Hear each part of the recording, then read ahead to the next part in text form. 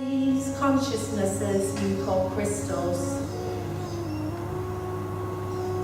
are in fact the inner stars of Mother Earth. As you look out into the sky and see the stars and the galaxies, that also must be reflected within each of you and also within the Mother Earth. So these are the stars of the being. These are reflective not only of the higher consciousness of Mother Earth, but also they are a direct reflection of the consciousness of your physical bodies. But unfortunately, man has been greedy in wanting these sacred gems. Because what you are doing, in fact, is taking out divine life source from the Mother herself for your own benefit. So we want you to understand that these crystals are in service to you and they need honor and respect because you have taken them out of their home. And we are not here to make you feel guilty.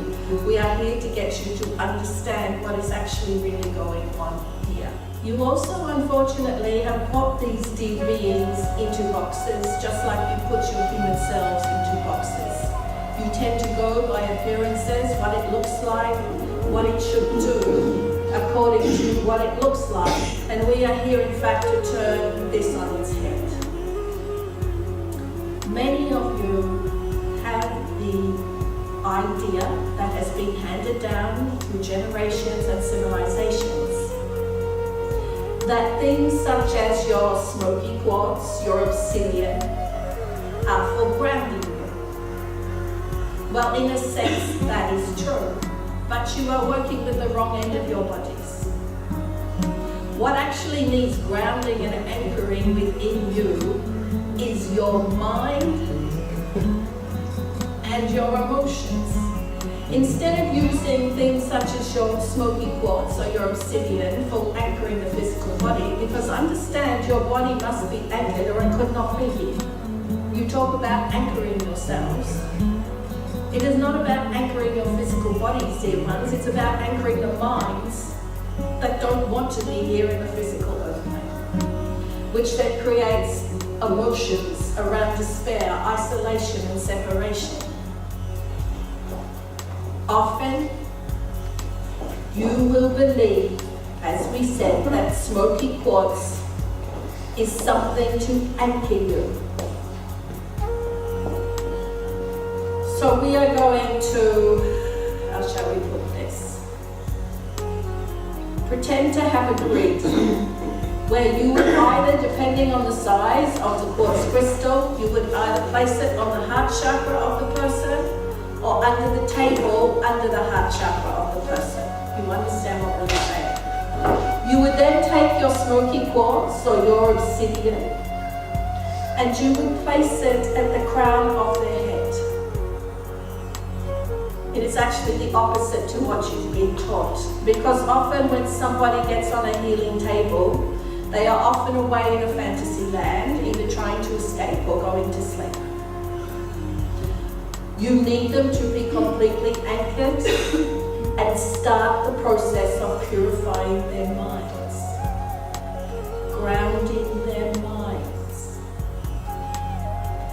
Because the mind takes you out of your bodies.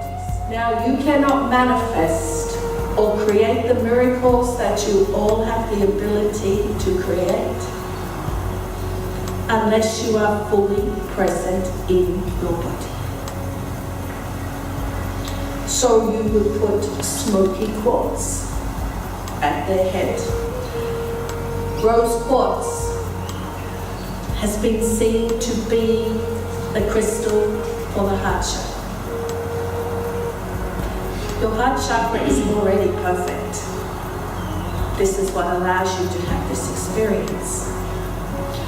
We would suggest, just because you see love as the higher vibration of this planet, means it is not actually meant for the higher chakras of your body. You need to turn this around. You would be using rose quartz on the base chakra or the sacral chakra where the energetic patterns of abuse and abandonment sit. It is about taking your amethyst, your rose quartz, your jade, the ones you see that bring in the higher vibrations, they need to be used on the lower chakras. It is almost as if the crystals that you see that bring in the higher consciousness, the pure light and the pure love, should not remain up here in these chakras. They need to be brought into the physical body, into the chakras that rule the physical body, not the consciousness of spirit. You see what we're saying? And the ones that you believe should be for the physical body need to be brought up into the higher chakras. So there is a interface, an interlace of the energies. You have also been told to put your crystals out in the sunlight, out in the moonlight. You should be giving them rest in the earth. We are going to be sharing with you very basic principles about several of these crystals, and we will be using the examples of these